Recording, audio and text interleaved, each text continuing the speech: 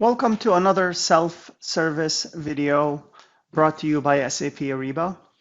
This video is going to discuss the SAP Ariba buying channels that we use within procurement. The buying channels within procurement in Ariba are basically the spend categories broken into what we call buying channels, or think of them as buckets of spend. Ariba has identified 7 major buying channels. The 7th channel that you don't see on the list is for direct procurement.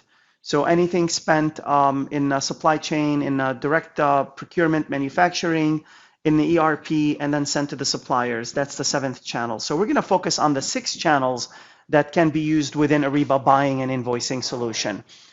So looking at channel number 1, which is focused on catalog, so catalog being SIF or punch out, or whether it's a spot buy catalog, or a release contract where it generates a catalog subscription, putting all of these into one bucket of channel, of a buying channel, one bucket of spend. The second one is an invoice against a contract. So this could be like lawn maintenance, landscaping, windows cleaning. Those invoices will be directly against the contract. There is no order in place. The third one is where we do like an end bid and a buy policy, things that require quick sourcing or tactical collaborative requisitioning and so on.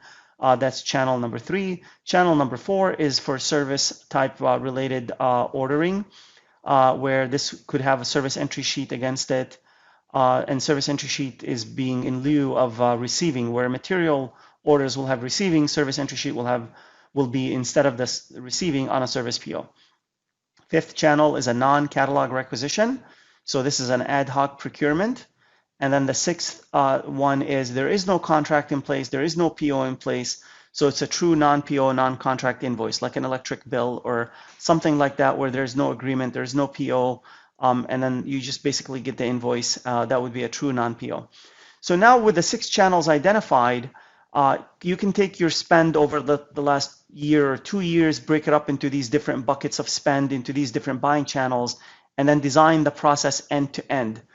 When I say end to end, I mean including sourcing and how that would lead to a contract, how would that lead to a catalog or a release contract in place, and so on. How you would do the receiving, how you do the approval process, the document flow, how you would receive the invoice and process the invoice against it, pay it, get discount on the payment, true end to end.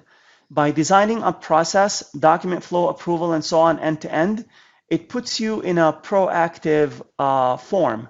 So you're no longer just fighting fires and being reactive. You've basically now have all your spend managed and broken up by these different buying channels. And any new type of spend or any new supplier relationship that's being developed would fit into one of these buying channels and inherently would have all the design that you have, and everything that you built on that design would take over and become part of managing that supplier or managing that spend. The only one that I think maybe requires a little bit more explanation, maybe release contract versus non-release contract.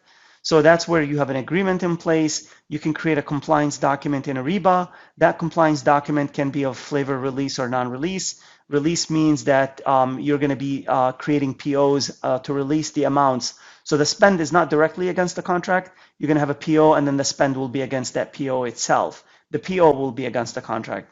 Versus the non-release, which is channel 2, there is no PO, so there are no releases. It's a non-release, so therefore the invoice will be directly against the contract.